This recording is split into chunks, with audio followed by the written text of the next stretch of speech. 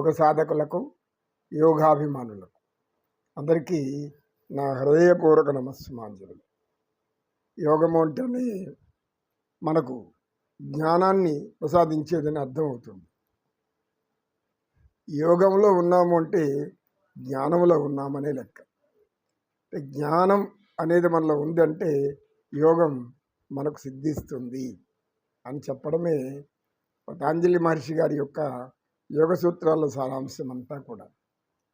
యోగ సాధకులందరికీ కూడా అందరూ కూడా ఆత్మస్వరూపులు. ఎందుకంటే యోగము అని చెప్పేది ఆత్మ గురించి. అంటే ఆత్మ అనేది ఏంటి అని అనేక మందికి ఎప్పటికి కూడా అర్థం కాకపోవచ్చు. చెప్పేవాళ్ళము కూడా ఆ స్థితిలోకి కొద్దిగా అనుభవం ఉండేవాళ్ళం కావచ్చు. కానీ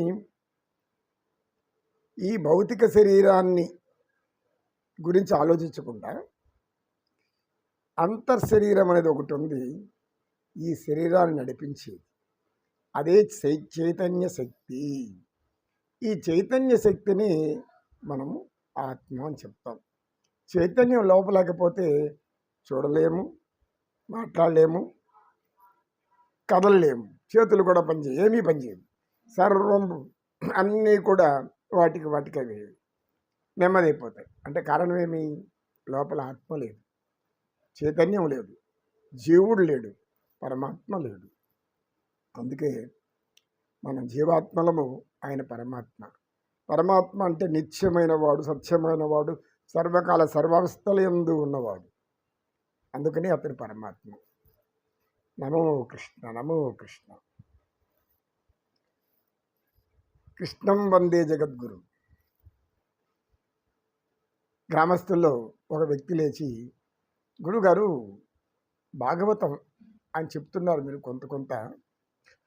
అనేక మంది మహానుభావులు, ఎందరో గొప్ప మేధావులు, పండితులు అనేక మంది ధర్మాన్ని నిలబెట్టాలి, సనాతన హైందవ ధర్మాన్ని మరలా భారత గడ్డ మీద కొన్ని వేల సంవత్సరాలుగా పరాయి పాలనలో ఉండి నలిగిపోయిన మన జ్ఞానాన్ని పైకి తేవడానికి అనేక మంది ప్రయత్నిస్తున్నారు.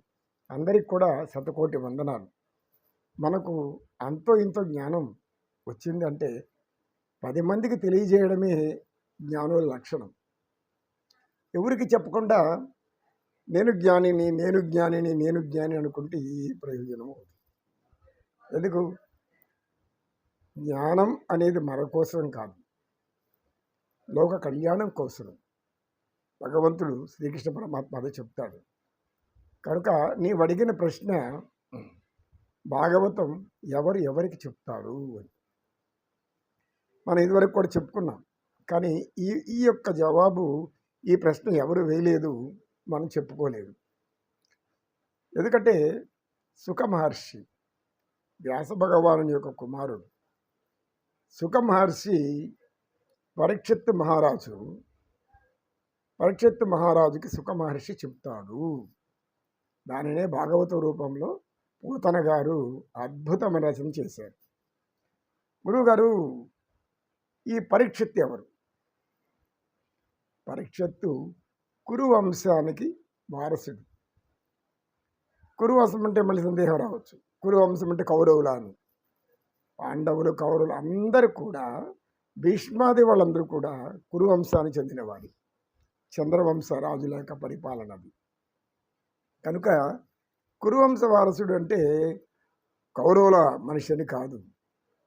పాండవ మధ్యముడు, మహావీరాది వీరుడు, దివ్య తేజో సంపన్నుడు, అస్త్రశస్త్రాలను సాధించినటువంటి వాడు, పరమాత్మ యొక్క అనుగ్రహాన్ని పొందినవాడు. కనుక సుఖ మహర్షి ఇది భాగవతం చెప్తాడు. నమో కృష్ణ, నమో కృష్ణ, కృష్ణం వందే.